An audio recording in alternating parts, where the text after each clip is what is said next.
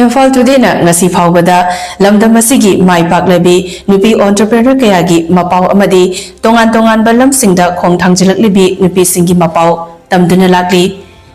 khangabokta leiba wakhalon manabi nupi sing punsinduna self help group semduna lamdam asigi maihorol degi chatnaraklaba Natki Oiba potchai sing saduna mai pakna changsili hiram asigi matangda Imphal today gi report ama Auziki matamda lamdam asigi nupisingna yumgi kupnom khak honaba khakta natana mana hinazaba Tonganba senfam sing honajaduna masa-masagi imong manunggi senmitlonda ahoyna magmateng pangduna lakli hiramasiga mari leinana ngasi aikoyna unajaduna wari sajagadawriba si Thobal district ki manung chana leiba khangabok maisnam leikaigi yaifakol self help group ki member singani ahanba maktada self help group ki member pumnamakpu taramna okjari khurumjari Ahan boy na kogi yaifakol self help group ki member singdagi khangjaning basi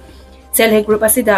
member amo ina laibirak basi kayamuk yamna kuirabage aduga hairiba self help group asi hawdoki basina kayamuk yamna kuirabage habadu khangjage ise khoi gise 2020 ki ha tarama thoi dagi hawdora khibane ba khoi se adunga si boda self help group se yawbadagi akhoina Angjarakpa khudong chabase asukki matik laikre wahai na haibada haibagi loiba naira roi na select group si yaura matung sida aigi group tagi loan si laujare lauraga phone si laire bako phone si laira matung sida aigi group ki akoi gi mem khoi sar khoi loina pau si ai akoi ga chodum pau si fauna ba link laiba ngamjare bako matam gi thaba kaurak pakhang de ma makhang de khoi jo Pausi phone ji loin thagalam ne khangle thaba korok matam ji da si korok li kholen haibasi phone da khodak ta phangbadagi exam thare bako exam ji tharaga bank sakhi gi kano si khalle de khanbadai de hoji bank sakhi oina cho pujari ba CPI bank da thawal gi adi asi khangna tane ise khoina matam gi oiba khoi self group ki member sing je hanadi semilon ji Habak ama toning laga so puthok to basen pham ji leijada badagi training chalu raga so paisa karbar ama toning ba matamda moisi paisa thaja do si leita badagi kangau nan leram basing do hojik te group tagi paisa ji pa lak lauraga moisi masa gi poloi hojik group ki oina so poloi sare ba ko hoigi aduga kauna loan bagi leijagre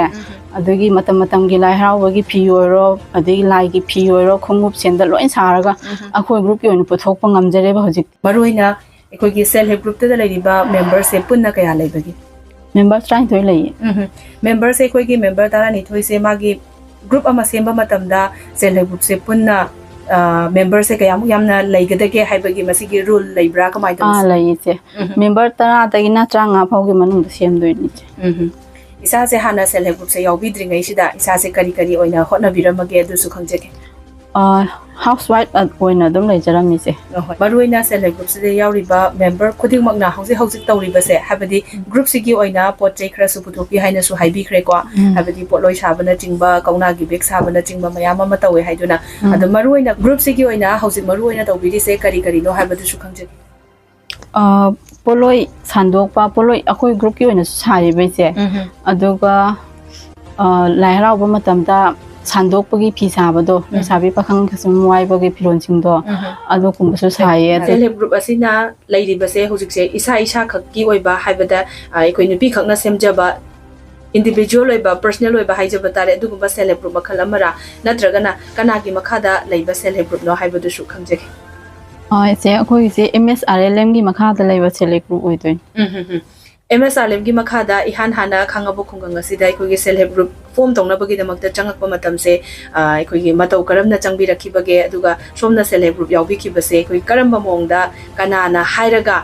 yawbi khibano haibadi isana yawningna yawbi khibra sigi self help group yawrakpagi ekoi gi lambi haijaba tare masisu haibetang haibi ise ako aseng bagi di akoi group si ma semna ba hona bada yamna awaba khara mayokna gi bako haibadi akoi gi khunjida hana self group ꯍꯥꯏꯅ ꯇꯧꯔꯒꯁꯨ ꯑꯩꯈꯣꯏ MSRLMꯒꯤ ꯃꯈꯥꯗꯗꯤ ꯑꯣꯏꯗꯕ ꯑꯇꯣꯞꯄ micro ꯐꯥꯏꯅꯥꯟꯁꯀꯨꯝꯕ ꯇꯧꯔꯒ ꯍꯥꯏꯗꯤ ꯄꯩꯁꯥ ꯈꯣꯝꯒꯠꯂꯒ ꯃꯥꯡꯅꯈꯤꯕ ꯈꯣꯠꯄꯒꯤ ꯄ꯭ꯔꯣꯕ꯭ꯂꯦꯝꯁꯤ ꯌꯥꯝ ꯊꯣꯛꯈꯤꯕ ꯑꯩꯈꯣꯏ ꯈꯨꯟꯗ ꯑꯗꯨꯅ ꯁꯦꯜꯐ ꯒ꯭ꯔꯨꯞꯁꯤ ꯄꯟꯕ ꯃꯇꯝꯁꯤꯗ ꯃꯤꯁꯤꯡ ꯌꯥꯝ ꯁꯥꯎꯅꯔꯒ ꯌꯥꯎꯕꯤꯌꯨ ꯌꯥꯗꯕꯒꯤ ꯑꯗꯒꯤ ꯑꯩꯈꯣꯏ ꯒ꯭ꯔꯨꯞ ꯁꯤꯟꯕ ꯁꯦꯝꯅꯕ ꯍꯣꯠꯅꯕꯗ ꯑꯋꯥꯕ ꯀꯌꯥꯝ ꯃꯥꯌꯣꯛꯅꯈꯤꯕꯀꯣ ꯀꯔꯝꯕ ꯃꯈꯜꯒꯤ ꯑꯋꯥꯕꯅꯣ ꯃꯥꯌꯣꯛꯅꯕꯤꯈ꯭ꯔꯤꯕꯁꯦ ꯑꯗꯨꯃꯁꯨ ꯈꯪꯖꯒꯦ ꯒ꯭ꯔꯨꯞꯁꯤ ꯌꯥꯎꯁꯦꯅ ꯍꯥꯏꯕ ꯃꯇꯝꯗ ꯑꯩꯈꯣꯏꯒꯤ ꯃꯦꯝꯕꯔꯁꯤꯡꯁꯦ ꯍꯥꯟꯅ ꯁꯦꯜꯐ ꯒ꯭ꯔꯨꯞ ꯃꯃꯥꯡꯒꯤꯗꯨꯗ ꯄꯩꯁꯥ ꯂꯣꯏꯅ ꯃꯥꯡꯅꯈꯤꯕꯗꯣ ꯑꯗꯨꯅ ꯃꯔꯝ ꯑꯣꯏꯔꯒ ꯑꯩꯈꯣꯏ ꯒ꯭ꯔꯨꯞꯁꯤ ꯃꯁꯥꯁꯦꯅ ꯍꯥꯏꯕ ꯃꯇꯝꯁꯤꯗ ꯃꯤꯁꯤ ꯁꯨꯈꯤꯗꯕ ꯃꯤ 10 ꯌꯧꯗꯕꯗꯤ ꯌꯥꯗꯦꯅ ꯍꯥꯏꯌꯦꯕꯀꯣ ꯃꯣꯏꯅ ꯍꯥꯏꯔꯤꯕ ꯅꯤꯌꯣꯝꯗꯨꯗꯤ ꯄꯩꯁꯥ ꯑꯩꯈꯣꯏꯗ ꯀꯩꯝꯇ ꯃꯥꯡꯖꯕ ꯂꯩꯔꯣꯏ ꯈꯣꯠꯂꯣꯏꯅ ꯈꯜꯂꯒ ꯑꯩꯁꯤ ꯃꯤꯁꯤ ꯈꯣꯝꯃꯦꯕ ꯑꯗ ꯆꯤꯟꯅ ꯐꯪꯉꯦ ꯃꯤ 10ꯁꯦ 10ꯁꯤ ꯐꯪꯉ ꯃꯇꯨꯡꯁꯤꯗ ꯁꯦꯝꯈꯤꯕꯅꯤ ꯍꯥꯏꯔꯤꯕ ꯁꯦꯜꯐ ꯍꯦꯜꯞ ꯒ꯭ꯔꯨꯞꯁꯦ ꯑꯗ ꯃꯔꯨꯑꯣꯏꯅ ꯉꯁꯥꯏ ꯍꯥꯏꯕꯤꯈꯤꯕꯗ ꯁꯦꯜꯐ ꯍꯦꯜꯞ ꯒ꯭ꯔꯨꯞꯁꯤꯅ ꯇꯣꯉꯥꯟꯕ ꯃꯈꯜꯒꯤ ꯄꯣꯠꯆꯩꯁꯤꯡ ꯍꯥꯏꯕꯗꯤ ꯄꯣꯠꯂꯣꯏꯅ ꯆꯤꯡꯕ ꯀꯧꯅꯥꯒꯤ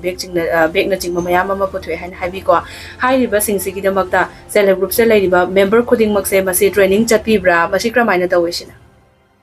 ꯇ꯭ꯔꯦꯅꯤꯡ ꯆꯠꯄꯁꯨ ꯌꯥꯎꯔꯦ ꯑꯗꯨꯒ ꯏꯆꯦ ꯃꯁꯥꯅ ꯑꯗꯨꯝ ꯍꯥꯏꯗꯤ ꯂꯣꯏꯅ ꯈꯨꯟ ꯊꯪꯅꯕꯁꯤꯡꯗ ꯌꯨꯝ ꯂꯣꯟꯅꯕꯗ ꯇꯧꯅꯔꯕꯅꯤꯅ ꯃꯁꯥꯒꯤ ꯁꯨꯝ ꯍꯩꯖꯔꯛꯄꯁꯨ ꯌꯥꯎꯔꯦ ꯑꯗꯨꯗꯤ ꯈꯥꯡꯉꯕꯣꯛ ꯃꯩꯁꯅꯥꯝ ꯂꯩꯀꯥꯏ ꯑꯩꯒꯤ ꯃꯤꯡꯅ ꯁꯥꯐꯕꯤ ꯀꯧꯏ ꯍꯥꯏꯔꯤꯕ ꯑꯩꯈꯣꯏꯒꯤ ꯌꯥꯏꯐꯀꯣꯜ ꯍꯥꯏꯅ ꯈꯪꯅꯔꯤꯕ ꯁꯦꯜꯐ ꯍꯦꯜꯞ ꯒ꯭ꯔꯨꯞ ꯑꯁꯤꯗ ꯃꯦꯝꯕꯔ ꯑꯣꯏꯅ ꯂꯩꯕꯤꯕ꯭ꯔꯥ ꯀꯔꯤ ꯑꯣꯏꯅ ꯂꯩꯕꯤꯔꯤꯅꯣ ꯑꯗꯨꯃꯁꯨ ꯈꯪꯖꯒꯦ ꯃꯦꯝꯕꯔ ꯑꯣꯏ ꯂꯩꯖꯕꯅꯦ ꯏꯁꯥꯅ ꯁꯦꯜꯐ ꯍꯦꯜꯞ ꯒ꯭ꯔꯨꯞ ꯌꯥꯎꯕꯤꯔꯛꯄꯁꯦ ꯃꯁꯤ ꯀꯔꯤ ꯐꯥꯎꯕꯤꯕꯒꯦ ꯁꯦꯜꯐ ꯍꯦꯜꯞ ꯒ꯭ꯔꯨꯞꯁꯤ ꯌꯥꯎꯔꯛꯄꯁꯤ ꯀꯥꯟꯅꯩ ꯍꯥꯏꯅ ꯈꯟꯕꯤꯕ꯭ꯔꯥ ꯀꯥꯟꯅꯗꯦ ꯍꯥꯏꯅ ꯈꯟꯕꯤꯕ꯭ꯔꯥ ꯀꯥꯟꯅꯩ ꯍꯥꯏꯅ ꯈꯟꯖꯩꯌꯦ ꯑꯗꯨ ꯑꯗꯨꯝ ꯍꯧꯕꯗꯒꯤ ꯑꯩꯈꯣꯏꯁꯦ ꯁꯦꯜꯐ ꯍꯦꯜꯞ ꯒ꯭ꯔꯨꯞꯁꯦ ꯉꯁꯥꯏ ꯃꯃꯥꯡꯗꯁꯨ ꯊꯝꯈ꯭ꯔꯦꯀꯣ ꯁꯦꯝꯕ ꯃꯇꯝꯗ ꯌꯥꯝ ꯋꯥꯈꯤꯅ ꯇꯣꯛꯑꯁꯦꯅ ꯃꯐꯝꯗꯩꯐꯥꯎ ꯆꯦꯜꯂꯛꯈꯤꯕꯀꯣ ꯏꯁꯥꯁꯦ ꯑꯁ ꯉꯥꯛꯂꯩꯇ ꯃꯇꯝ ꯃꯥꯡꯗꯧ ꯃꯥꯜꯂꯦ ꯀꯥꯏꯅꯀꯣ ꯑꯗꯨꯒ ꯍꯧꯖꯤꯛꯅ ꯑꯃꯨꯛ ꯌꯥꯎꯔꯨꯕꯗ ꯑꯩ ꯃꯇꯝꯗꯨꯗ ꯆꯦꯜꯂꯝ ꯇꯥꯔꯒꯗꯤ ꯑꯩ ꯈꯨꯗꯣꯡꯆꯥꯕ ꯃꯌꯥꯝꯁꯦ ꯐꯪꯉꯝꯃꯣꯏꯅ ꯈꯜꯂꯦ ꯈꯪꯕ꯭ꯔꯥ ꯑꯗꯨꯒ ꯑꯗꯨꯛꯀꯤ ꯃꯇꯤꯛ ꯅꯨꯡꯉꯥꯏꯌꯦ ꯑꯗꯨꯛꯀꯤ ꯃꯇꯤꯛ ꯀꯥꯟꯅꯕ ꯁꯦꯜꯐ ꯍꯦꯜꯞ ꯒ꯭ꯔꯨꯞ ꯑꯣꯏ ꯂꯩꯔꯝꯃꯦ ꯃꯦꯗꯥꯝ ꯃꯔꯨꯑꯣꯏꯅ ꯁꯦꯜꯐ ꯍꯦꯜꯞ ꯒ꯭ꯔꯨꯞ ꯌꯥꯎꯔꯀꯥꯟꯗ ꯑꯩꯈꯣꯏ ꯍꯧꯖꯤꯛ ꯄꯨꯊꯣꯛꯄꯤꯔꯤꯕ ꯄꯣꯠꯂꯣꯏꯅ ꯆꯤꯡꯕ ꯁꯦꯝꯃꯒ ꯄꯨꯊꯣꯛꯄꯤꯔꯤꯕꯁꯤꯡꯁꯦ ꯃꯁꯤꯒꯤꯗꯃꯛꯇ ꯑꯩꯈꯣꯏ ꯏꯁꯥꯁꯦ ꯇ꯭ꯔꯦꯅꯤꯡ ꯆꯠꯄꯤꯔꯨꯕ꯭ꯔꯥ ꯅꯠꯇ꯭ꯔꯒ ꯀꯔꯤꯒꯨꯝꯕ ꯆꯠꯄꯤꯔꯨꯔꯒꯅ ꯑꯩꯈꯣꯏꯒꯤ ꯍꯥꯏꯔꯤꯕ ꯌꯥꯏꯐꯀꯣꯜ ꯁꯦꯜꯐ ꯍꯦꯜꯞ ꯒ꯭ꯔꯨꯞꯁꯤꯒꯤ ꯑꯣꯏꯅ ꯃꯦꯝꯕꯔ ꯀꯌꯥ ꯄꯨꯟꯅ ꯆꯠꯄꯤꯕꯒꯦ ꯏꯁꯥ ꯏꯊꯟꯇ ꯈꯛ ꯆꯠꯄꯤꯕ꯭ꯔꯥ ꯆꯠꯄꯗꯤ ꯇ꯭ꯔꯦꯅꯤꯡꯁꯦ ꯑꯩꯅ ꯍꯥꯟꯅ ꯆꯠꯆꯔꯨꯕꯅꯦ ꯑꯩ ꯍꯥꯟꯅ ꯂꯩꯁꯥꯔꯤꯉꯩꯗꯩ ꯆꯠꯆꯔꯛꯄ ꯇ꯭ꯔꯦꯅꯤꯡꯅꯦ ꯑꯗꯨꯒ ꯌꯨꯝ ꯄꯥꯜꯂ ꯃꯇꯨꯡꯁꯤꯗ ꯁꯤꯗ ꯑꯃꯨꯛ ꯑꯅꯧꯕ ꯄꯣꯠꯆꯩ ꯊꯥꯗꯅꯤꯡꯕꯁꯦ ꯉꯝꯗꯕ ꯑꯗꯨꯒ ꯑꯉꯥꯡ ꯅꯨꯄꯤ ꯌꯥꯎꯔꯛꯄꯗꯤ ꯈꯤꯇꯪ ꯂꯦꯞꯈ꯭ꯔꯦꯗꯅ ꯃꯧ ꯑꯣꯏꯔꯕꯅꯤꯅ ꯂꯦꯞꯈꯤꯕꯁꯤꯗꯩ ꯃꯇꯨꯡꯏꯟꯅ ꯑꯩꯈꯣꯏꯁꯦ ꯑꯩꯁꯦ ꯄꯩꯁꯥ ꯄ꯭ꯔꯣꯕ꯭ꯂꯦꯝ ꯈꯔ ꯂꯥꯛꯈ꯭ꯔꯦ ꯂꯥꯛꯈꯤꯕꯁꯤꯗꯒꯤ ꯁꯦꯜꯐ ꯍꯦꯜꯞ ꯒ꯭ꯔꯨꯞ ꯂꯥꯛꯄ ꯃꯇꯨꯡꯁꯤꯗꯒꯤꯗꯤ ꯑꯩꯅ ꯉꯁꯥꯏꯒꯤ ꯉꯝꯃꯝꯗꯕꯗꯣ ꯑꯩꯅ ꯄꯣꯠꯆꯩ ꯊꯥꯗꯅꯤꯡꯕ ꯑꯅꯧꯕ ꯄꯨꯊꯣꯛꯅꯤꯡꯕ ꯄꯩꯁꯥꯒꯤ ꯃꯊꯧ ꯉꯥꯛꯇ ꯇꯥꯕꯅꯤꯅ ꯑꯩꯉꯣꯟꯗ ꯑꯋꯥꯕ ꯊꯦꯡꯅꯔꯝꯕ ꯃꯌꯥꯝꯗꯣ ꯑꯗꯣ ꯁꯦꯜꯐ ꯍꯦꯜꯞ ꯒ꯭ꯔꯨꯞꯁꯤ ꯂꯥꯛꯄꯁꯤꯗꯒꯤ ꯁꯦꯜꯐ ꯍꯦꯜꯞ ꯒ꯭ꯔꯨꯞꯇꯒꯤ ꯑꯄꯤꯛꯄ ꯂꯣꯟ ꯃꯆꯥ ꯂꯧꯔꯀꯥꯟꯗ ꯑꯩꯅ ꯑꯗꯨꯃꯥꯏꯅ ꯊꯥꯗꯔꯒ ꯇꯧꯔꯦ ꯐꯪꯕꯁꯤꯗꯩꯗꯤ ꯍꯧꯖꯤꯛꯇꯤ ꯄꯩꯁꯥ ꯃꯌꯥꯝ ꯐꯪꯉꯦ ꯑꯩꯈꯣꯏ ꯂꯧꯅꯤꯡꯕ ꯑꯗꯨꯝ ꯂꯧꯕ ꯌꯥꯔꯦꯕꯀꯣ ꯑꯗꯨ ꯂꯧꯔꯀꯥꯟꯗ ꯑꯩ ꯃꯥꯏ ꯄꯣꯠꯆꯩ ꯂꯩꯔꯒ ꯄꯣꯠꯆꯩ ꯊꯥꯗꯔꯦ ꯑꯗꯨꯒ ꯑꯩꯒꯤ ꯒ꯭ꯔꯨꯞꯀꯤꯗ ꯌꯥꯎꯔꯤꯕ ꯃꯦꯝꯕꯔꯁꯤꯡꯁꯦ ꯃꯣꯏ ꯉꯁꯥꯏꯒꯤ ꯃꯣꯏꯁꯨ ꯁꯦꯟꯊꯣꯛ ꯂꯝꯕꯤ ꯂꯩꯗꯗꯅ ꯂꯩꯌꯦꯗꯅ ꯑꯩꯈꯣꯏ ꯑꯗꯨꯃꯥꯏꯅ 2-3 ꯄꯨꯟꯁꯜꯂꯀꯥꯟꯗ ꯑꯩꯈꯣꯏ 4-5 ꯄꯨꯟꯁꯜꯂꯒ ꯀꯧꯅꯥꯏ ꯇꯧꯖꯈ꯭ꯔꯦꯗꯅ ꯑꯗꯨꯒ ꯍꯧꯖꯤꯛꯀꯤ ꯄꯣꯠꯂꯣꯏꯁꯤꯗꯁꯨ ꯆꯠꯃꯤꯟꯅꯔꯦ ꯑꯩꯈꯣꯏ 3-4 ꯑꯗꯨꯃꯥꯏꯅ ꯁꯦꯜꯐ ꯍꯦꯜꯞ ꯒ꯭ꯔꯨꯞꯇꯩ ꯄꯩꯁꯥ ꯊꯥꯗꯔꯒ ꯄꯣꯠꯂꯣꯏ ꯑꯃ ꯁꯥꯕ ꯃꯇꯝꯗ ꯅꯨꯃꯤꯠ ꯀꯌꯥꯅꯤ ꯆꯪꯕꯒꯦ ꯑꯗꯨꯃꯁꯨ ꯈꯪꯖꯒꯦ ꯄꯣꯠꯂꯣꯏꯁꯤꯁꯦ ꯐꯖꯅ ꯐꯝ ꯇꯥꯔꯒꯗꯤ ꯅꯨꯃꯤꯠ 20ꯗꯤ ꯆꯪꯉꯦꯕꯀꯣ ꯄꯣꯠꯂꯣꯏ ꯑꯃ ꯁꯥꯕꯁꯤꯗ ꯑꯗꯨꯒ ꯑꯩꯅ ꯃꯧ ꯑꯣꯏꯕꯅꯤꯅꯀꯣ ꯑꯗꯨꯒ ꯑꯉꯥꯡ ꯅꯨꯄꯤ ꯆꯦꯟꯕꯅꯤna ꯑꯗꯨꯝ ꯊꯥ ꯑꯃꯗꯤ ꯑꯗꯨꯝ ꯆꯪꯉꯦ ꯑꯩꯉꯣꯟꯗꯗꯤ ꯑꯩꯈꯣꯏ ꯅꯨꯄꯤ ꯑꯣꯏꯕꯤꯁꯤꯡꯅ ꯑꯩꯈꯣꯏꯒꯤ ꯂꯨꯍꯣꯡꯕ ꯃꯇꯝꯗ ꯂꯩꯇꯦꯡꯒꯤ ꯄꯣꯠ ꯑꯣꯏꯅ ꯁꯤꯖꯤꯟꯅꯔꯤꯕ ꯄꯣꯠꯂꯣꯏ ꯑꯁꯤꯗ ꯑꯩꯈꯣꯏꯒꯤ ꯇꯧꯔꯤꯕ ꯗꯦꯀꯣꯔꯦꯁꯟ ꯍꯥꯏꯖꯕ ꯇꯥꯔꯦ ꯇꯣꯉꯥꯟ ꯃꯈꯜꯒꯤ ꯗꯦꯀꯣꯔꯦꯁꯟꯁꯤꯡꯁꯦ ꯇꯧꯕꯤꯔꯤꯁꯦꯀꯣ ꯑꯗ ꯍꯥꯏꯔꯤꯕ ꯗꯦꯀꯣꯔꯦꯁꯟꯁꯤꯡꯁꯦ ꯃꯁꯤ ꯄꯨꯝꯅꯃꯛ ꯃꯄꯨꯡ ꯐꯥꯅꯕ ꯍꯣꯠꯅꯕ ꯃꯇꯝꯗ ꯄꯣꯠꯂꯣꯏ ꯑꯃ ꯁꯥꯕ ꯃꯇꯝꯗ ꯄꯨꯟꯅ ꯑꯩꯈꯣꯏꯒꯤ ꯏꯟꯚꯦꯁꯇꯦ ꯍꯥꯏꯕꯗꯤ ꯂꯨꯄꯥ ꯀꯌꯥꯃꯨꯛꯀꯤ ꯆꯥꯡꯁꯦ ꯊꯥꯗꯕꯒꯦ ꯀꯌꯥꯃꯨꯛ ꯌꯥꯝꯅ ꯆꯪꯉꯤ ꯁꯤꯃꯁꯨ ꯈꯪꯖꯒꯦ ꯄꯣꯠꯂꯣꯏ ꯑꯃ ꯁꯥꯕꯒꯤꯁꯦ ꯑꯗꯨꯝ ꯍꯧꯖꯤꯛꯇꯤ ꯂꯨꯄꯥ 30,000 ꯑꯗꯨꯝ ꯆꯪꯉꯦ ꯄꯣꯠꯂꯣꯏ ꯑꯃ ꯁꯦꯝꯕ ꯃꯇꯝꯗ ꯄꯣꯠꯂꯣꯏ ꯑꯃ ꯁꯦꯝꯅꯕ ꯆꯪꯈꯠꯅꯕ ꯍꯣꯠꯅꯕ ꯃꯇꯝꯗ ꯃꯄꯨꯡ ꯐꯥꯍꯟꯅꯕ ꯍꯣꯠꯅꯕꯗꯅꯦ ꯄꯣꯠꯂꯣꯏ ꯈꯛꯀꯤ ꯑꯣꯏꯅ ꯂꯨꯄꯥ 30,000ꯗꯤ ꯆꯪꯉꯦ ꯄꯣꯠꯂꯣꯏ ꯈꯛꯁꯤꯒꯤ ꯑꯣꯏꯅ ꯑꯗꯣ ꯃꯔꯨꯑꯣꯏꯅ ꯑꯩꯈꯣꯏꯒꯤ ꯄꯣꯠꯂꯣꯏꯁꯤꯃ ꯌꯣꯟꯕ ꯃꯇꯝꯗ ꯂꯨꯄꯥ ꯀꯌꯥꯃꯨꯛꯀꯤ ꯆꯥꯡꯗꯤ ꯌꯣꯟꯕꯤꯕꯒꯦ ꯃꯁꯤꯃꯁꯨ ꯍꯥꯏꯕꯤꯌꯨ ꯁꯤꯁꯦ ꯄꯣꯠꯂꯣꯏꯁꯦ ꯀꯩꯅꯣꯗ ꯂꯩꯔꯦ ꯍꯧꯖꯤꯛꯀꯤ ꯑꯩꯅ ꯀꯩꯅꯣꯁꯦ 30 ꯆꯪꯉꯤꯁꯦ ꯌꯧꯗꯕꯁꯨ ꯂꯩꯌꯦꯕꯀꯣ ꯑꯗꯣ ꯑꯩꯈꯣꯏꯒꯤ ꯃꯦꯇꯔꯤꯌꯦꯜꯁꯦ ꯑꯁꯤ ꯃꯃꯜ ꯑꯍꯣꯡꯕ ꯇꯥꯡꯕ ꯃꯌꯥꯝ ꯈꯥꯏꯗꯣꯛꯈ꯭ꯔꯦꯕꯀꯣ ꯁꯤꯗ ꯗꯤꯖꯥꯏꯟ ꯇꯧꯔꯤꯕ ꯈꯣꯠꯂꯤꯕꯁꯤꯗ ꯃꯌꯥꯝ ꯈꯥꯏꯗꯣꯛꯈ꯭ꯔꯦ ꯑꯗꯨꯅ ꯌꯣꯟꯕ ꯃꯇꯝꯗ ꯍꯧꯖꯤꯛꯁꯦ ꯗꯤꯖꯥꯏꯟꯒꯤ ꯃꯇꯨꯡ ꯏꯜꯂꯦꯕꯀꯣ ꯑꯗꯨꯒ ꯂꯨꯄꯥ 95-50 ꯑꯗꯨꯃꯥꯏꯅ ꯑꯗꯨꯝ ꯌꯣꯟꯕꯁꯨ ꯂꯩꯔꯦ ꯄꯣꯠꯂꯣꯏꯗ ꯂꯩꯔꯦ ꯑꯗ ꯃꯔꯨꯑꯣꯏꯅ ꯑꯩꯈꯣꯏꯒꯤ ꯆꯍꯤ ꯑꯃꯗ ꯍꯥꯏꯖꯕ ꯇꯥꯔꯦꯀꯣ ꯑꯩꯈꯣꯏꯒꯤ पोटलोइसे कयामुक यामना पुथोक्लिबगे मसि डिमांड की मतुंग इनब्रा नत्रगना डिमांड लेट्रगसु पोटलोइसिंगसे दुमक सेमगा सारागा दुम थमरा कमाय तौ डिमांड की मतुंग सु इल्ले अदुगो सेम सारागा थमदबदि यादे कोई सीजन मतम लाकपगी को अदो अदुम योनबसे पोलोय मरी मंगागुंबदे दुम नमदना योनबदि होनय ओ सही मदा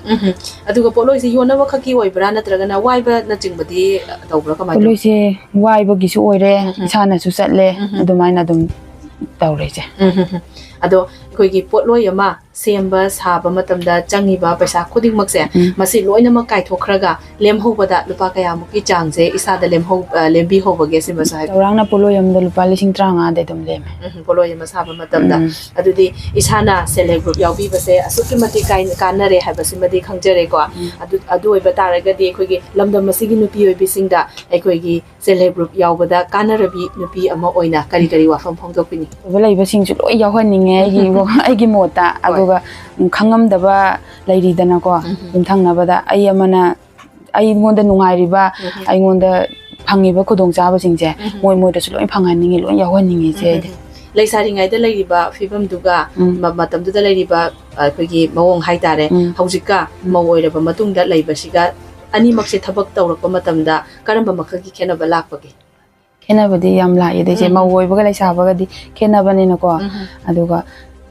अइगोंदा याम प्रॉब्लम याम थोएबा मवोइरबनिना अदुगुंबदो अदु आइगी पामजबा सिनफम ओइबनिना आई चटपदि चटकने आइदी पुनमक थोइबा अइगोंदा प्रॉब्लम थोइ म्यामदो नमथरगा आइगी अपामबसे अजि सिनफमजु ओइरिदनाको अदुना दुम आई ngamnaba दुम होनरगा चलेजे सेल्फ ग्रुप यावबसिदि इसागी इपुरोइबना दि याब्रा कमाय तौ पुरोइबना याइ जे आइगिदे हेक हाइबा मतमदा हेक हाइबदि सुनादबै थबक पु हाइरामेबको अदुगा अदुम अदु कन्ना म्याम थिजन कनो तौबदि ओइगिदे याम नुवाइजे आइगी मिंग मोरांगथेम काचल अदुगा आइगी लेफमना खांबुंग मसनाम लेकाय इसासे अखोइगी सेल्फ ग्रुप सिदा यावरकपा मतमदगी करी करी थबक नो होटनाबिरिसे करी पोत्सक सिंगनो सेल्फ ग्रुप सिदा यावरगा मरुइना पोथोकबिरिसे दुमसु जेक आइसे सेल्फ ग्रुप यावरकपदगी आइना साजरिसे कांगन फी के लौथरगा कांगन तुबा हौजरे अदुगा ड्रेस के सानबा कजिंग लै साबा फुरित तुबा अदुगा इदो लोइना हाइरिबा सिनफमसिंगसे कोइ लेसारिङाइदगी हाना हाइबिराब्रा नत्रगना कोइ सेल्फ ग्रुप यावरबा मतुंगदा ट्रेनिंग न चिनबा चटबिरगा हाइबिरिरा क्रमाय तवसिन आइसे लेसारिङाइदा दुम कांगन खरा तुबा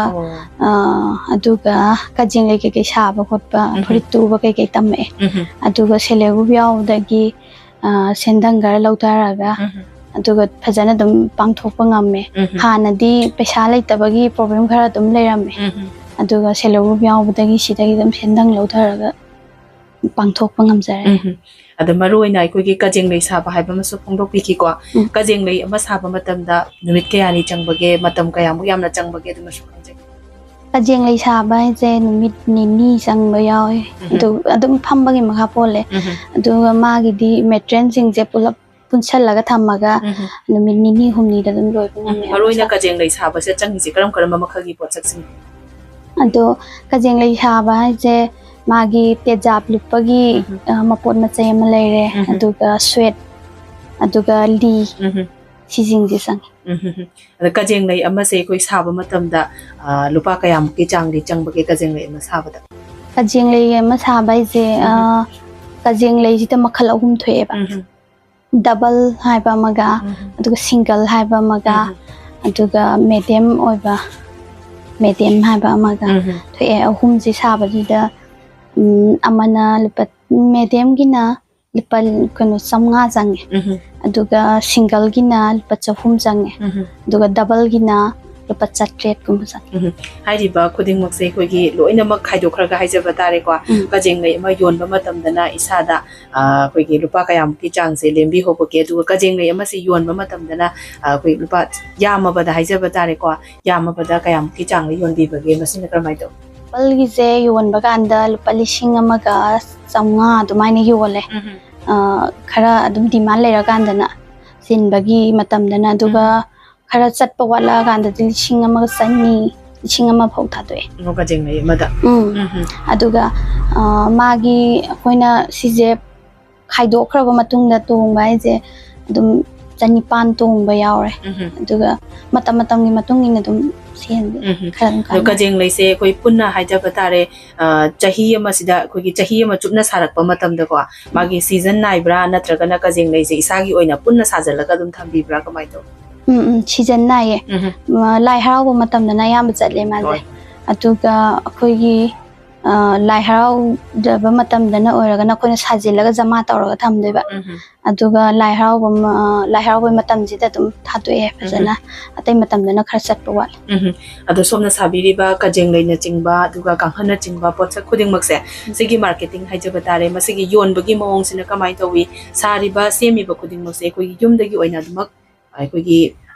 lauba leiba lakbi bra natraga na isana chataga yon bi bra kai thena chingba da simasu phongdok kaithen da chatlaga di yondre aduga yumda sum khupa leibaga akhoi gi aduga khoina phone da thagat bada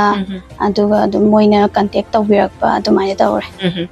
maruina isa se hauji self groups le yauraga masidagi phangakpa haijaba tare lona chingba lautharaga asagi sembiri ba sabiri ba pochai khuding makse masigi raw material chingba leibi haina stock piri ko ada group tagi hauji phawbada somna khogi lona chingba lauthabi ba matamda lupa kayam ki changgi lauthabi ra bage sima shupong akhoi je ai ahan bada 50,000 gumba dum lorame haujikti la amma ani gumba dum lautha jaraga dum sure group tagi lauthabi base group tagi masi group tagi oina lauthabi bra natraga na sai phongdok pi gi bada hairiba self group asi khogi Manipur State Rural Livelihood Mission ni makha da leiba self group ni haina su phongdok pi ko asigumba mari leinaba hairiba khogi department se mari leinaba singdagi bank na chingbadagi lauthabi badi leibra group khaktagi lauthabi bra kamai tawsi being dagi oina di lauthaba laide ba ado khoi group tagi oina dum lauthaba ado masi singbagi mawong di kamai taw singbai mawong je koi tha ma da singale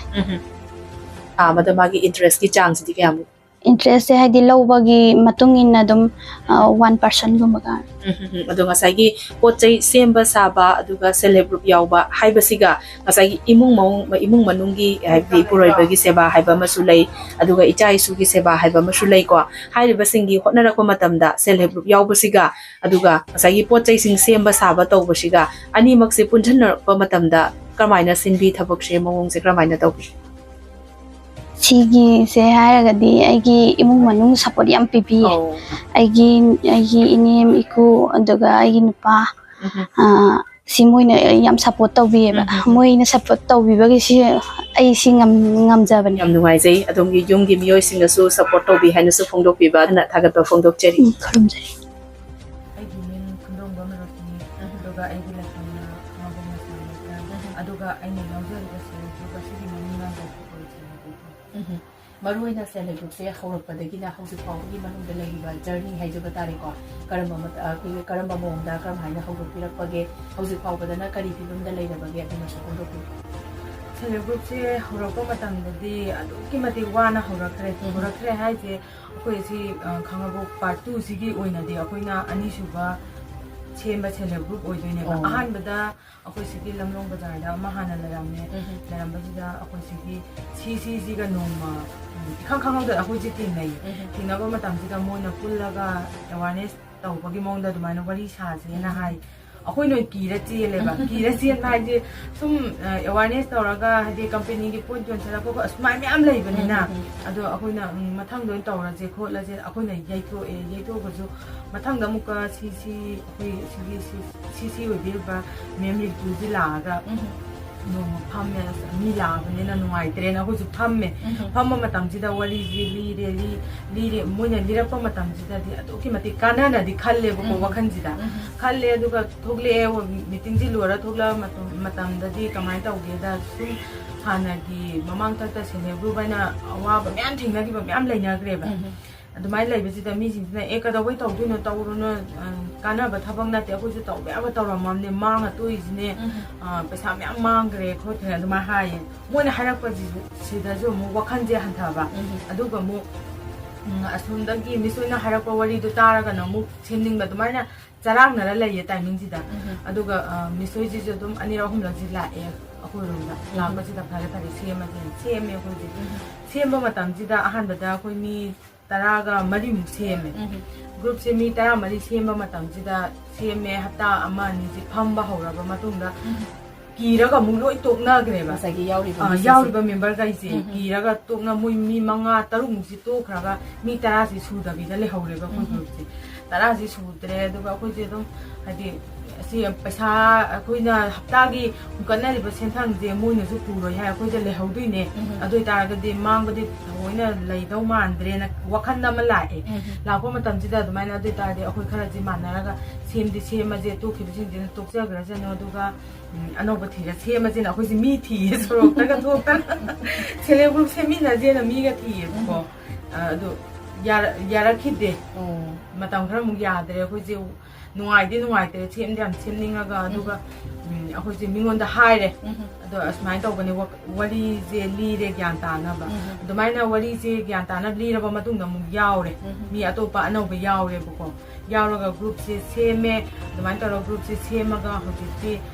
ꯌꯥꯝ ꯅꯨꯡꯉꯥꯏꯕ ꯒ꯭ꯔꯨꯞꯁꯦ ꯑꯩꯈꯣꯏ ꯒ꯭ꯔꯨꯞꯁꯦ ꯑꯗꯨꯛꯀꯤ ꯃꯇꯤꯛ ꯆꯥꯎꯈꯠꯄ group ꯑꯃ ꯑꯣꯏꯅ ꯂꯩꯖꯔꯦ ꯍꯥꯏꯕꯗꯤ ꯃꯇꯝꯗꯨꯗ ꯑꯩꯈꯣꯏꯅ ꯈꯜꯂꯨꯕ ꯋꯥꯈꯜꯁꯤꯒ ꯍꯧꯖꯤꯛ ꯃꯣꯏꯅ ꯄꯤꯕꯤꯔꯛꯏꯕ ꯈꯨꯗꯣꯡꯆꯥꯕꯁꯤꯒ ꯑꯗꯨꯛꯀꯤ ꯃꯇꯤꯛ ꯈꯦꯠꯅꯕꯁꯤꯗ ꯑꯩꯈꯣꯏꯅ ꯏꯀꯥꯏꯕ ꯑꯃꯁꯨ ꯌꯥꯎꯖꯔꯦꯕ ꯏꯁꯥꯗ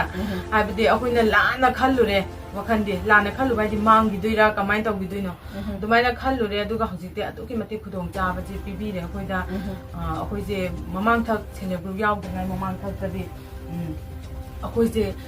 ꯍꯥꯎꯁ ꯋꯥꯏꯐ ꯑꯃ ꯑꯣꯏꯅ ꯀꯔꯤꯝꯇ ꯈꯪꯗꯕ ꯉꯁꯤꯗꯤ ꯂꯤꯠꯈ꯭ꯔ ꯂꯣꯏꯔꯦ ꯉꯁꯤ ꯑꯌꯨꯛꯀꯤ ꯆꯥꯛ ꯊꯣꯡꯕ ꯅꯨꯃꯤꯗꯥꯡꯒꯤ ꯆꯥꯛ ꯊꯣꯡꯕ ꯑꯗꯨꯒꯤ ꯋꯥꯈꯜꯂꯣꯟꯗꯅꯦ ꯑꯩꯈꯣꯏ ꯂꯩꯔꯝꯃꯤꯁꯦ ꯍꯥꯏꯗꯤ ꯂꯩꯔꯒ ꯑꯗꯨꯒꯤ ꯃꯈꯥ ꯇꯥꯔꯛ ꯑꯗꯨꯃꯥꯏꯅ ꯁꯦꯜꯐ ꯍꯦꯜꯞ ꯒ꯭ꯔꯨꯞ ꯌꯥꯎꯗ꯭ꯔꯤꯉꯩ ꯃꯃꯥꯡꯗ ꯂꯩꯔꯕ ꯃꯇꯨꯡꯁꯤꯗ ꯁꯦꯜꯐ ꯍꯦꯜꯞ ꯒ꯭ꯔꯨꯞꯁꯤ ꯌꯥꯎꯔꯨꯕ ꯃꯇꯨꯡꯗꯒꯤꯗꯤ ꯏꯁꯥꯗ ꯅꯣꯂꯦꯖ ꯑꯣꯏꯕ ꯌꯥꯕ ꯃꯌꯥꯝ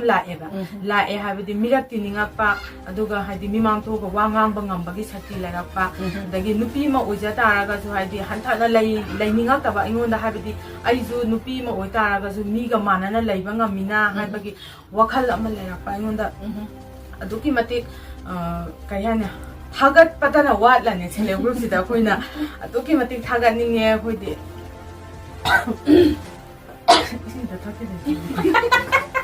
ꯉꯁꯥꯏ ꯒ꯭ꯂꯥꯁ ꯑꯃ ꯁꯦꯜꯐ ꯍꯦꯜꯞ ꯒ꯭ꯔꯨꯞꯁꯦ ꯁꯦꯝꯕ ꯍꯧꯔꯛꯄꯗ ꯑꯩꯈꯣꯏꯁꯦ ꯍꯞꯇꯥꯒꯤ ꯁꯦꯟꯊꯪ ꯑꯣꯏꯅ lupa kun puthoknaraba matung tha ahum surapasida member khudingmasina lupa kun khaiganaraga tha ahum surapasida MSRLM gi maikai kano RF phannaina revolving phannaina akoi group se chakthoknabagi damakta da lising 35 ma hapirae aduga akoi group si che chang akoi gi select group si da sijanana ba che chang pakshi ga ga si laina ba lising 2 ga changa amaga punna lising 3 changa thada bile adugi matungda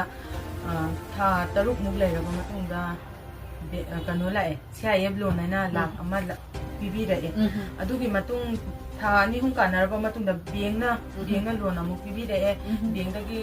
1,50,000 adumai pibirae sagi bank dagi laktiriba loan se isana group sina tana bidubra natragana department gi maikai dagi department gi through dagi pibirakra kamai tawisi department gi through dagi pibirakra ado hadi bank na dia koi je kanano karino khangpun de da department ji ga MSRLM ga samnaru dagi pibirakpani bako adu ga samnaram da taraga dia koi jo phangamoi ba bank loan di kaso aduga hojik se akoi da bank na bawa akoi na bank loan laurakpa jida akoi na loan je phajana singuba matam chana singuba jina maram moraga bank na sakhambi dana akoi je lakh kun gi senthang bawda pi ge na akoi da haibi re harap jida akoi member sing jinoina kiraga chenbam yaure sase chawmanna ki bam yaure ba adudi hana mamang thak ta kainta lejaram da ba koina lakh kun ji sisana ba pira ka sisana bam khangak ta bam mo yaure ba ado adumaina laire hujik phawda bank da lakh amma makhai ji tang na tabi marak ta lakh taruk su lakre ahumam ji lakh myam lakre asagi koi gi group sigi oina tongan na makal gi pot sakaya marum puthokpiri ko potloina chingba kanghana chingba do kajeng laina chingba aduga kauna gi beng chingba su yaure hairiba potsa kuding makse koi gi matam gi matungina yonpham lairaktaba marketing lairaktaba matamda masidi masa gi responsibility dum oihanbra natragana group na masida kari thodang lobi bage aduga department ki maikai dagi na siguma matamda mating bangbirakpa laibra su masu pungtoki department gi maikai dagi su mating pangbirakpa lai maina pochit tabagi thongja tabje lakpa matamda koi group na su yonba yaure aduga department na su chahi kudingi saras mela aina ꯁꯤꯟꯕꯤꯌꯦ ꯁꯤ ꯃꯇꯝꯁꯤꯗ ꯁꯔꯁ ꯃꯦꯂꯥ ꯇꯧꯕ ꯃꯇꯝꯁꯤꯗ ꯑꯩꯈꯣꯏ ꯏꯁꯥ direct ꯍꯛꯊꯦꯡꯅꯅ ꯆꯠꯇ꯭ꯔꯒꯁꯨ ꯑꯩꯈꯣꯏ ꯒ꯭ꯔꯨꯞꯇꯒꯤ member ꯆꯠꯂꯒ ꯊꯥꯔꯨꯕ ꯑꯗꯨꯃꯥꯏꯅ ꯇꯧꯕꯒꯤ ꯈꯨꯗꯣꯡꯆꯥꯕꯁꯨ ꯂꯩ ꯄꯣꯠ ꯌꯣꯟꯕꯒꯤ ꯈꯨꯗꯣꯡꯆꯥꯕꯁꯦ ꯑꯗꯨꯝ ꯊꯣꯏꯗꯣꯛꯅ ꯋꯥꯅꯤꯡꯉꯥꯏꯗꯤ ꯑꯣꯏ ꯉꯁꯥꯏꯒꯤ ꯒ꯭ꯔꯨꯞꯁꯤꯗ ꯁꯥꯔꯤꯕ ꯄꯣꯠꯁꯛ ꯈꯨꯗꯤꯡꯃꯛꯁꯦ ꯁꯔꯁ ꯃꯦꯂꯥꯗ ꯂꯣꯏꯅꯃꯛ ꯄꯨꯊꯣꯛꯑꯒ ꯑꯩꯈꯣꯏꯒꯤ ꯃꯦꯂꯥꯁꯤꯗ ꯄꯥꯔꯇꯤꯁꯤꯄꯦꯠ ꯇꯧꯕꯤꯗꯣꯏꯅꯦꯕ ꯒ꯭ꯔꯨꯞꯁꯤꯒꯤ ꯑꯣꯏꯅ ꯄꯨꯊꯣꯛꯄꯤꯔꯤꯕ ꯄꯣꯠꯁꯛꯁꯤꯡꯁꯤ ꯈꯛ ꯅꯠꯇꯅ ꯒ꯭ꯔꯨꯞ ꯑꯁꯤ ꯍꯦꯟꯅ ꯍꯦꯟꯅ ꯄꯥꯛꯊꯣꯛ ꯆꯥꯎꯊꯣꯛꯅꯕ ꯑꯗꯨꯒ ꯃꯤꯌꯥꯝꯅ ꯍꯦꯟꯅꯁꯨ ꯒ꯭ꯔꯨꯞꯁꯤ ꯃꯁꯛ ꯈꯪꯅꯅꯕꯒꯤꯗꯃꯛꯇ ꯃꯈꯥ ꯇꯥꯅ ꯀꯔꯤ ꯍꯣꯠꯅꯕꯤꯒꯦ ꯍꯥꯏꯅ ꯈꯟꯕꯤꯒꯦ? ꯃꯈꯥ ꯇꯥꯅ ꯑꯩꯈꯣꯏ ꯒ꯭ꯔꯨꯞꯅ ꯁꯨꯝ ꯇꯥꯟꯅꯖꯕꯁꯦ ꯍꯧꯖꯤꯛꯐꯥꯎꯗ ꯑꯩꯈꯣꯏꯅ ꯄꯨꯊꯣꯛꯁꯦꯅ ꯇꯥꯟꯅꯔꯤꯕ ꯄ꯭ꯂꯥꯟ ꯑꯃꯁꯦ ꯍꯩ ꯑꯆꯥꯔ ꯁꯦꯝꯕ ꯍꯩ ꯑꯆꯥꯔ ꯁꯦꯝꯕꯁꯦ ꯒ꯭ꯔꯨꯞꯁꯤꯒꯤ ꯍꯦꯟꯅ ꯐꯖꯅꯕ ꯉꯁꯥꯏꯗꯒꯤ ꯃꯌꯥꯝ ꯄꯨꯊꯣꯛꯅꯈꯤꯕꯁꯤꯗꯗꯤ ꯍꯥꯏꯗꯤ ꯌꯥꯝꯅ ꯈꯪꯕꯤꯗꯣꯏꯁꯤꯗꯤ ꯃꯉꯣꯟꯗ ꯂꯣꯒꯣ ꯀꯩꯀꯥ ꯅꯞꯐꯝꯁꯤ ꯌꯥꯎꯗꯕꯅꯤꯅ ꯍꯩ ꯑꯆꯥꯔꯒꯨꯝꯕꯁꯦ ꯁꯦꯝꯃꯒ ꯑꯩꯈꯣꯏ ꯒ꯭ꯔꯨꯞꯁꯤꯒꯤ ꯑꯣꯏꯕ ꯃꯃꯤꯡꯁꯦ ꯐꯖꯅ ꯊꯣꯜꯂꯒ ꯒ꯭ꯔꯨꯞꯁꯤ ꯍꯦꯟꯅ ꯆꯥꯎꯈꯠꯅꯕ ꯂꯝꯕꯤꯔꯣꯝꯗ ꯆꯠꯅꯕꯅ ꯒ꯭ꯔꯨꯞ ꯃꯦꯝꯕꯔꯁꯤꯡꯅ ꯈꯟꯅꯔꯤ ꯃꯈꯥ ꯇꯥꯅ ꯑꯗꯨꯒ ꯇꯣꯉꯥꯟꯕ ꯑꯩꯈꯣꯏꯒꯤ ꯁꯦꯜꯐ ꯍꯦꯜꯞ ꯒ꯭ꯔꯨꯞꯁꯤ ꯌꯥꯎꯔꯛꯄ ꯃꯇꯝꯗꯒꯤ ꯀꯔꯝꯕ ꯃꯈꯜꯒꯤ ꯇ꯭ꯔꯦꯅꯤꯡꯅꯆꯤꯡꯕꯗꯤ ꯒ꯭ꯔꯨꯞꯁꯤꯒꯤ ꯑꯣꯏꯅ ꯌꯥꯎꯕꯤꯈ꯭ꯔꯦ ꯑꯗꯨꯃꯁꯨ ꯐꯣꯡꯗꯣꯛꯄꯤꯌꯨ. ꯒ꯭ꯔꯨꯞꯁꯤꯒꯤ ꯑꯣꯏꯅ ꯇ꯭ꯔꯦꯅꯤꯡ ꯌꯥꯎꯕꯁꯦ ꯃꯇꯝꯒꯤ ꯇ꯭ꯔꯦꯅꯤꯡꯗꯤ ꯃꯌꯥꯝ ꯄꯤꯈ꯭ꯔꯦ ꯃꯁꯔꯨꯝ ꯊꯥꯕꯒꯤ ꯇ꯭ꯔꯦꯅꯤꯡꯒꯨꯝꯕ ꯑꯗꯒꯤ ꯉꯥꯒꯤ ꯑꯗꯨꯃꯥꯏꯅ ꯇ꯭ꯔꯦꯅꯤꯡꯁꯤ ꯃꯌꯥꯝ ꯄꯤꯈ꯭ꯔꯦ ꯃꯦꯝꯕꯔ ꯄꯨꯟꯅ ꯁꯔꯨꯛ ꯌꯥꯕ ꯉꯝꯗ꯭ꯔꯒꯁꯨ ꯑꯗꯨꯝ ꯃꯇꯝꯒꯤ ꯂꯥꯛꯄ ꯇ꯭ꯔꯦꯅꯤꯡꯁꯦ ꯃꯦꯝꯕꯔ ꯑꯃ ꯆꯠꯂꯨꯕ ꯑꯅꯤ ꯆꯠꯂꯨꯕ ꯑꯗꯨꯃꯥꯏꯅ ꯆꯠꯂꯒ ꯑꯗꯨꯝ ꯈꯔ ꯇ꯭ꯔꯦꯅꯤꯡ ꯑꯌꯥꯝꯕꯅꯗꯤ ꯐꯪꯖꯔꯦ. ꯉꯁꯥꯏꯒꯤ ꯈꯥꯗ ꯁꯦꯜꯐ ꯍꯦꯜꯞ ꯒ꯭ꯔꯨꯞ ꯌꯥꯎꯕꯁꯦ ꯉꯁꯥꯏꯒꯤ ꯄꯣꯠ ꯆꯩ ꯄꯨꯊꯣꯛꯄ ꯑꯗꯨꯒ ꯏꯁꯥꯅ ꯄꯩꯁా ꯄꯨꯊꯕ ꯄꯩꯁꯥꯁꯤꯡ ꯑꯁꯤꯕꯨ ꯁꯥꯟꯅꯕ ꯍꯥꯏꯕꯁꯤ ꯈꯛ ꯅꯠꯇꯕ ꯀꯔꯝꯕ ꯃꯈꯜꯒꯤ ꯀꯥꯟꯅꯕꯁꯤꯡꯗꯤ ꯃꯦꯝꯕꯔꯁꯤꯡꯁꯤꯗ ꯑꯣꯔ ꯅꯠꯇ꯭ꯔꯒꯅ ꯃꯦꯝꯕꯔꯒꯤ ꯏꯃꯨꯡ ꯃꯅꯨꯡꯅꯆꯤꯡꯕꯗ ꯐꯪꯕ ꯂꯩꯕ꯭ꯔꯥ ꯂꯩꯔꯒꯅ ꯀꯔꯝꯕ ꯃꯈꯜꯒꯤ ꯀꯥꯟꯅꯕꯁꯤꯡ ꯐꯦꯁꯤꯂꯤꯇꯤꯁꯤꯡ ꯐꯪꯕꯒꯦ ꯍꯥꯏꯕꯗꯨꯁꯨ ꯈꯪꯖꯩ. ꯑꯁꯤꯗꯒꯤ ꯀꯥꯟꯅꯕꯁꯦ ꯂꯩꯌꯦ ꯃꯦꯝꯕꯔꯁꯤꯡꯗ ꯄꯨꯟꯅ ꯒ꯭ꯔꯨꯞꯁꯤꯒꯤ ꯃꯦꯝꯕꯔꯁꯤꯡꯒꯤ ꯏꯃꯨꯡ ꯃꯅꯨꯡꯗ ꯐꯪꯕ ꯍꯥꯏꯕ ꯑꯣꯏꯔꯒꯅ ꯍꯥꯏꯗꯤ ꯑꯗꯨꯝ ꯑꯩꯈꯣꯏꯅ ꯁꯣꯁꯤꯌꯦꯜ ꯀꯥꯔꯗꯀꯨꯝꯕ ꯁꯥꯔꯛꯄ ꯁꯤꯒꯨꯝꯕꯒꯤ ꯈꯨꯗꯣꯡꯆꯥꯕ ꯑꯗꯨꯝ ꯂꯩꯔꯛꯄ ꯑꯗꯒꯤ ꯑꯩꯈꯣꯏꯅ ꯖꯣꯕ ꯀꯥꯔꯗꯀꯤ ꯀꯩꯒꯤ ꯃꯇꯥꯡꯁꯤꯗ ꯑꯩꯈꯣꯏꯅ ꯍꯥꯏꯗꯤ ꯑꯩꯈꯣꯏꯅ ꯗꯥꯏꯔꯦꯛ ꯗꯤꯄꯥꯔꯠꯃꯦꯟꯒ ꯁꯝꯅꯖꯔꯨꯕ ꯉꯝꯗ꯭ꯔꯒꯁꯨ ꯑꯩꯈꯣꯏꯒꯤ ꯃꯥꯏꯀꯩꯗꯒꯤ ꯊꯥꯒꯠꯄ ꯑꯗꯨꯃꯥꯏꯅ ꯑꯗꯨꯒꯤ ꯆꯦ ꯆꯥꯡ ꯃꯥꯒꯤ ꯏꯃꯨꯡꯁꯦ ꯑꯗꯨꯃꯥꯏꯅ ꯆꯦ ꯆꯥꯡ ꯐꯪꯗꯦ ꯈꯣꯠꯇꯦ ꯍꯥꯏꯕꯒꯤ ꯑꯗꯨꯒꯨꯝꯕ ꯈꯤꯇꯪ ꯊꯥꯒꯠꯄ ꯉꯝꯕ ꯑꯗꯨꯒ ꯑꯁꯤꯗꯒꯤ ꯐꯪꯉꯤꯁꯦ ꯍꯧꯖꯤꯛꯀꯤ BRF ꯐꯟ ꯍꯥꯏꯅ ꯑꯃ ꯂꯥꯛꯑꯦ MSRMꯗ BRF ꯐꯟ ꯍꯥꯏꯅ ꯂꯥꯛꯏꯁꯤ나 ꯀꯅꯥ ꯂꯩꯖꯗ꯭ꯔꯕ ꯂꯥꯏꯔꯕ ꯇꯣꯜꯂ ꯇꯥꯔꯕꯁꯤꯡꯗ ꯒ꯭ꯔꯥꯟ ꯑꯣꯏꯅ ꯄꯤꯕꯤꯕ ꯑꯗꯨꯗꯤ ꯃꯆꯥꯅꯨꯄꯤ ꯄꯣꯛꯄꯁꯤꯡꯗ ꯑꯣꯏꯒꯦꯔꯥ ꯅꯨꯄꯥ ꯄꯣꯛꯆꯕꯁꯤꯡꯗ ꯑꯣꯏꯒꯦꯔꯥ DDU DKY ꯍꯥꯏꯅꯁꯨ ꯑꯃ ꯊꯝꯕꯤꯌꯦ ꯁꯤꯗ ꯑꯩꯈꯣꯏꯅ ꯐ꯭ꯔꯤꯗ ꯇ꯭ꯔꯦꯅꯤꯡ ꯇꯧꯕ ꯑꯩꯈꯣꯏꯒꯤ ꯑꯄꯥꯝꯕ ꯍꯣꯁꯄꯤꯇꯥꯂꯤꯇꯤꯒꯨꯝꯕ ꯑꯗꯩ ꯇ꯭ꯔꯦꯅꯤꯡ ꯃꯈꯜ ꯃꯌꯥꯝ ꯂꯩꯈ꯭ꯔꯦ ꯃꯁꯤꯗ ꯇ꯭ꯔꯦꯅꯤꯡ ꯃꯈꯜꯁꯤꯡꯁꯦ ꯐ꯭ꯔꯤꯗ ꯈꯨꯗꯣꯡꯆꯥꯕ ꯐꯪꯉꯤꯕ ꯈꯨꯗꯣꯡꯆꯥꯕ ꯃꯌꯥꯝꯁꯦ ꯄꯨꯟꯅ ꯂꯧꯃꯤꯟꯅꯁꯦ ꯑꯩꯈꯣꯏꯗꯤ ꯂꯩꯇꯕꯅꯦ ꯂꯥꯏꯔꯕꯅꯦ ꯍꯥꯏꯕꯒꯤ ꯋꯥꯈꯜꯁꯦ ꯊꯥꯗꯣꯛꯑꯒ ꯑꯩꯈꯣꯏꯁꯨ ꯑꯗꯨ ꯑꯣꯏꯇꯥꯔꯒꯗꯤ ꯃꯌꯥꯝꯅ ꯉꯝꯃꯒꯗꯤ ꯑꯩꯈꯣꯏꯁꯨ ꯀꯩꯗꯧꯕꯩ ꯉꯝꯃꯣꯏꯗꯣꯏꯅꯣ ꯍꯥꯏꯕꯒꯤ ꯋꯥꯈꯜ ꯑꯃꯗ ꯁꯦꯜꯐ ꯍꯦꯜꯞ ꯒ꯭ꯔꯨꯞꯁꯦ ꯃꯌꯥꯝ ꯄꯨꯟꯅ ꯌꯥꯎꯃꯤꯟꯅꯔꯒ ꯃꯌꯥꯝ ꯄꯨꯟꯅ ꯆꯥꯎꯈꯠꯃꯤꯟꯅꯁꯦ ꯑꯗꯨꯒ ꯗꯤꯄꯥꯔꯠꯃꯦꯟꯒꯤ ꯃꯥꯏꯀꯩꯗ ꯑꯩꯅ ꯍꯥꯏꯖꯅꯤꯡꯕꯁꯦ